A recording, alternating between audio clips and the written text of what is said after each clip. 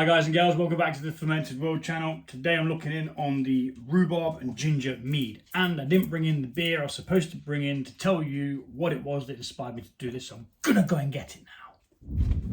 So back I am, and walking from the fridge back into the kitchen with a tin in my hand, I automatically went and got a glass and I nearly opened it. I'm not going to do that because it's only 12:20 in the afternoon and I've got plenty to be getting on with.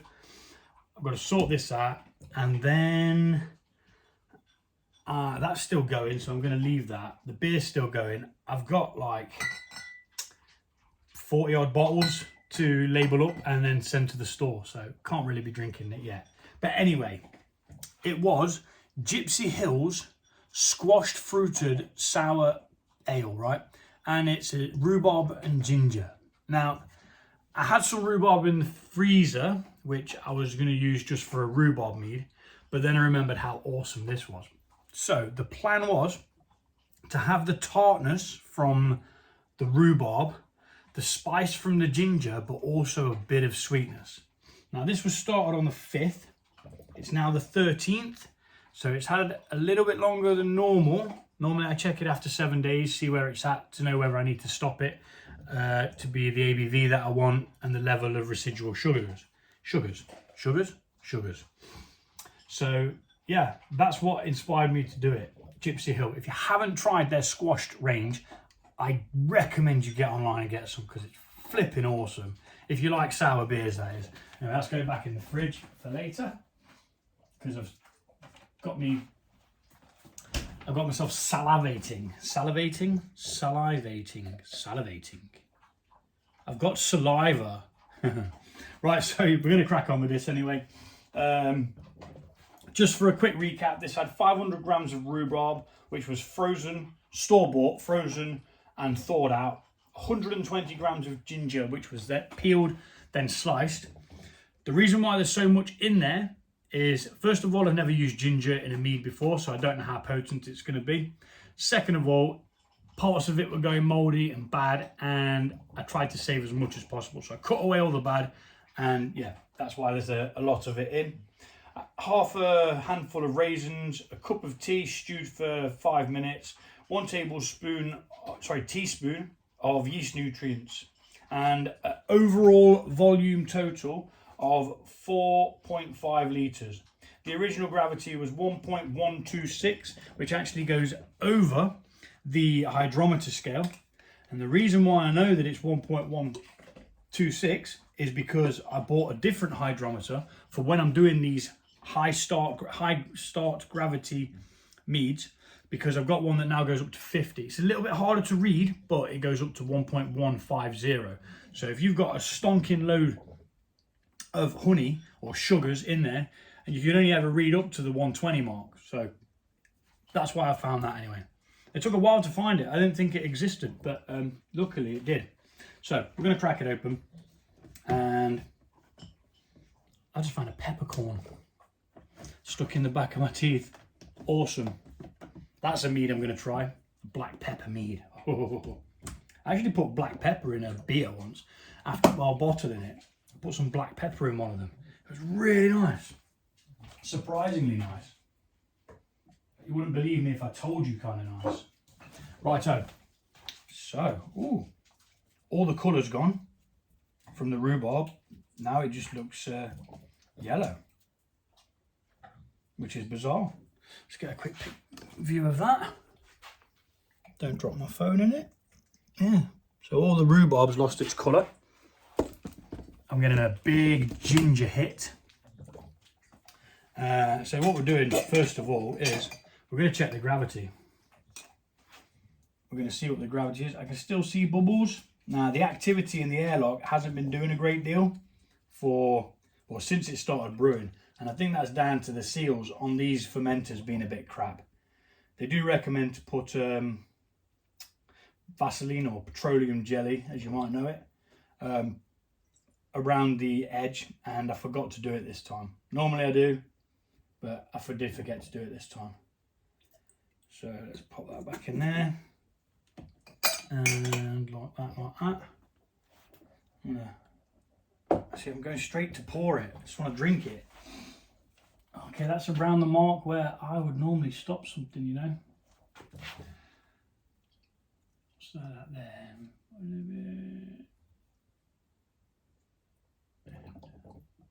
So it's just about the 12 mark. Now I'm gonna rack this off now because it's where I want it to be. It's still got a bit of sweetness.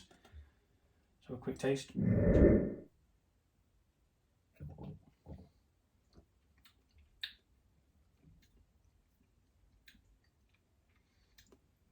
Wow, that's weird.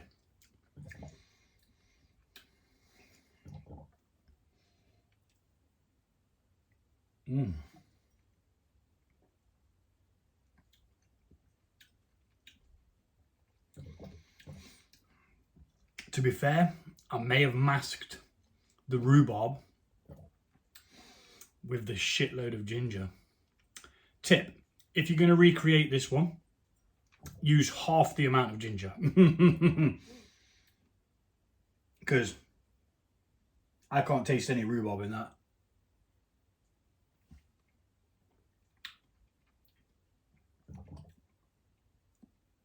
No, don't even come through after. Righty-ho. It's nice though. It's got more punch than say like another. If you buy a ginger mead from like a company that sells it in shops or on Amazon or something like that, you don't get that fieriness. You only get flavour. Now I'm going to be racking from the top of this one because my little stand has to be brought out of the way because I've got my big bucket here. So it's going to be a bit sketchy to begin with, but eventually we'll get there. So sit that there. And we're going to hoy this up here. Although I don't really want it up that high, but it's going to cause that to bubble like a beefcake, but it will be fine. So I need to crush down 1 Campton tablet and some potassium sorbate and sodium metabisulfate, and they're going to go into this clean demijohn. See, I knew that I might have to rack this off, and I'm glad I've caught it where I have because it does have that tiny bit of sweetness left. So it's not going straight into there because we're going to do it into here first, and then we'll crush up the potassium sorbate and metabisulfate. So unfortunately I can't actually see what I'm pulling off here, but I want as much as possible, so I'm not really too fussed what I do get. A bit of hair there, don't want that in there. I'm probably going to pick up some of the gack off the bottom, but that's life. It is what it is. We're just basically taking it off the fruit and the ginger now. See, there's even a possibility of adding more rhubarb to it if I could get hold of another pack of rhubarb, but I'm sorry, Mr. Bubbler, you are working hard there and leaking. I do apologise, crikey me. Well, that let out a very nice smell into the room. That's a Brut IPA. If you don't know what a Brut IPA is, it's an IPA that's dry. So it literally ferments within an inch of its life. I'm just going to lift this up because that bucket's really not happy like that. And at least I can look what's going on. Not the most conventional way. Normally I've got a box that I stand it on in the corner, but needs must. I've kind of blown a lot of the water out of that as well now, I think, which isn't good.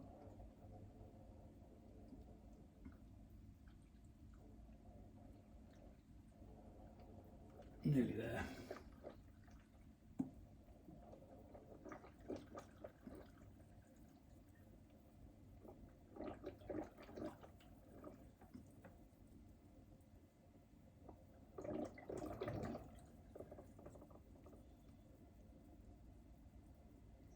don't think we're getting any more than that. I think that's it. Yeah, you see those cloudy bits going in there. Like I say, I'm not bothered. It'll be okay. It'll all settle out at the end anyway. It all works out in the end. And I'd rather have more than less. So I'm going to pop that into there for now. I'll get this out of the way. I always take a little picture of this just for the Instagram people so they can see what's been going on, what I've been doing. So I'm going to just bugger off and do that quickly, which means I have to stop the video. I'll be back.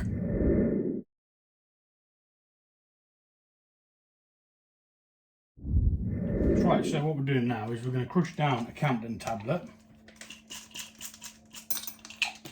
One of them. We're going to crush that down. And it's part of the fermentation stopper. What I think the Campden tablets do is, I think they clean chlorine out of the water, I believe.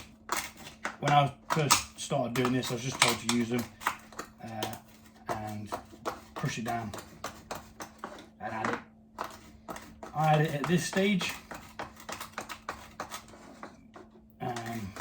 just to stop the fermentation, because if we don't stop the fermentation, it will just carry on fermenting and it will take away the little bit of sweetness that's in there, meaning I'll have to then put more money into it and add more honey.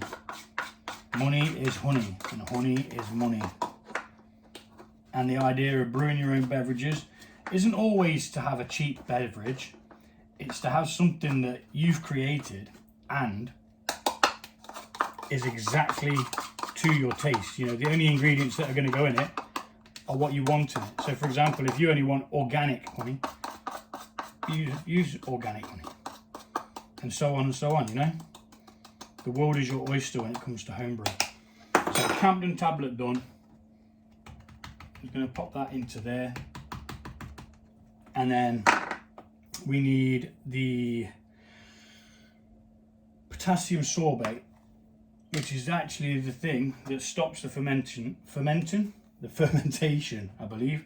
So it says half a teaspoon per gallon. We've had roughly a gallon back. It's actually below a gallon, but it is what it is.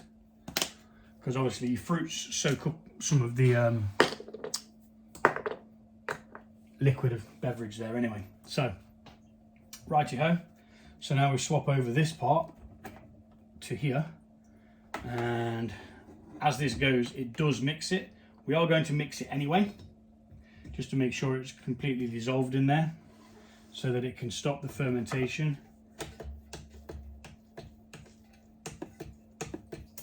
Oops, bloody hell. It's all up the fucking wall now. Oh well, at least it'll smell nice for now. Smell nice for a day or so until it goes off. Righty-ho. So I'm going to speed this bit up.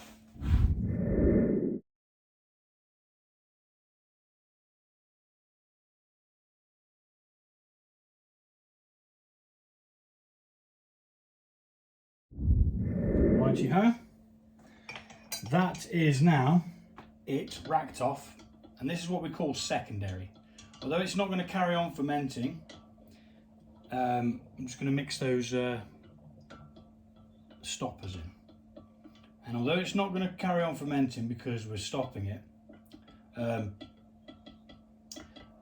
we stir it now to release any CO2 that's trapped in the liquid, because otherwise when you come to bottle you could get a carbonation. We're only doing it gently because we don't want to add any oxygen to this now. If we do, it oxidizes, and I think then we have vinegar. So very gently to mix all those stoppers in. Can't see any bubbles coming out, which is good. So I'm going to leave that at that now. And yeah, we've stopped it at the gravity it was at. What did I say, 12? Or did I say 14? Can't remember now. You know why I can't remember? Because I didn't bloody write it down. Always write it down. I've got my notebook here as well, which I should have done. So I'm going to have to go back and watch this video and find out what I'd said. And yeah, so all we're going to do now is bang an airlock on it. Ta-da! Just like that. And yeah, it's just going to sit. We're going to leave it to clear out. Once it's cleared out, I may even rack it again to take it off the bottom of the lees if it's not 100% clear by then, just to help it clear. And then when you do rack it off, bottle it, it's just a lot clearer and simpler. Some of the earlier bottles of mead that I've done, I was a bit too go. I wasn't patient enough, and I bottled them cloudy, which then means when you come to drink when you come to drink the beverage, you've then got that load of lees and yeasty crap at the bottom, which just you don't really want to drink. Apparently people say it's perfectly fine to drink, but I'm not a fan. I'd rather not have cloudiness in it.